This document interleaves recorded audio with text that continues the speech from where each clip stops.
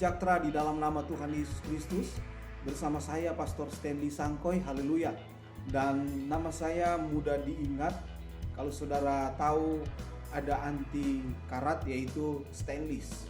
Dan kalau saya anti dengan dosa ya Stanley. Dan dosa ini adalah sangat berbahaya. Nah, dosa ini lebih berbahaya daripada virus corona. Nah, itu sebabnya kita harus sesuai dengan profit ya, protokol firman Tuhan agar kita tidak tertular dengan virus dosa. Haleluya. Puji Tuhan, sama-sama kita melihat firman Tuhan yang terdapat di dalam 1 Yohanes pasal yang keempat ayat yang ke-20. Jikalau seorang berkata, "Aku mengasihi Allah," dan ia membenci saudaranya, maka ia adalah pendusta. Karena barang siapa tidak mengasihi saudaranya yang dilihatnya, tidak mungkin mengasihi Allah yang tidak dilihatnya. Nah, saya memberikan tema adalah aku mengasihi Allah. Kalau kita bisa melihat perikop di sini, judulnya Allah adalah kasih, ya. Dan bahwa kalau kita benar-benar mengasihi Allah, kita membuktikan bahwa kita harus benar-benar membuktikan dan mempraktekkan. Jangan sampai kita berkata, aku mengasihi Allah, dan kita membenci ya saudara kita. Ini sangat berbahaya. Kalau kita membenci saudara kita, di sini disebut bahwa kita adalah pendusta. Bahkan saudara bisa melihat di dalam 1 Yohanes 3 ayat yang ke-15. Setiap orang yang membenci saudaranya adalah seorang pembunuh.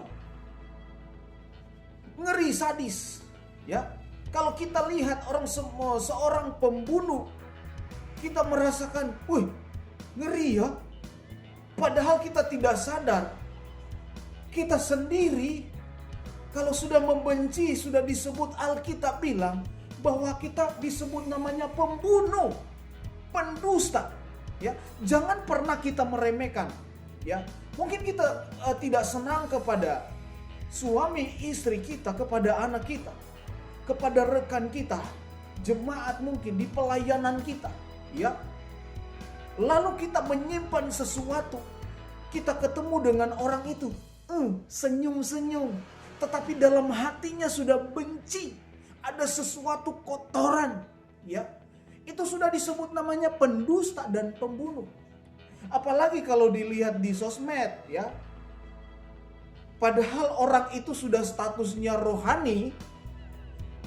Wah, bagus-bagus lagi orangnya, amin, puji Tuhan. Tapi karena dasar hatinya membenci, itu gak mau like. Ya, ini sangat berbahaya.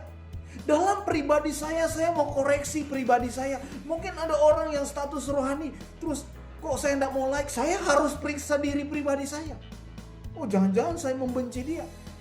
Kalau status rohani gak baik, saya gak mau like. Iya, saya mau like yang statusnya rohani, membangun, menegur, bahkan menemplak, ya tidak apa-apa, tidak masalah. Ya. Nah, ini yang kita harus jaga.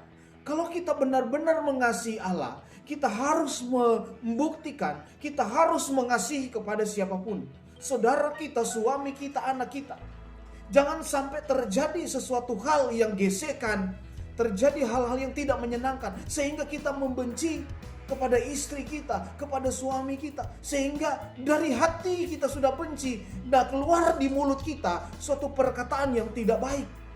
Mulai kita berkata, pisah saja, pulangkan saja aku kepada ibuku, kepada mama saya, aku tidak tahan dengan kamu. Ya, karena dari dasar hati kita yang ada benci. Ya, kalau kita punya kasih, benar-benar kita mengasihi Allah, kita juga mengasihi kepada siapapun. Amin. Buktikan itu kepada siapapun. Jangan kita berdusta. Jangan kita jadi orang pembunuh. Karena Alkitab sudah catat, kita membenci orang, dia adalah seorang pembunuh. Nah, itu sebabnya kita harus memiliki pengampunan, pemulihan di hati.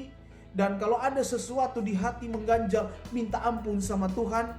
Minta Tuhan kasih kekuatan, kemampuan supaya Tuhan bisa mengampuni di hatimu, kebencianmu, sehingga benar-benar ada kasih. Saudara bisa mampu mengasihi kepada siapapun, bahkan saudara benci kepada siapapun, saudara bisa mengampuni mereka, mengasihi mereka, sehingga saudara tidak disebut dengan namanya pendusta dan pembunuh.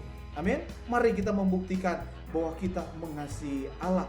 Dan saya percaya kalau kita mengasihi Allah, kita punya hati bersih, murni di hadapan Tuhan, dan itu tidak menghalangi, dan itu adalah hal-hal yang berkenan kepada Tuhan kalau kita mau menjaga setiap hati kita. Itu sebabnya mari kita tetap mengasihi Allah, dan Allah akan tetap terus mengasihi kita. Puji Tuhan, Tuhan Yesus memberkati kita semua. Haleluya.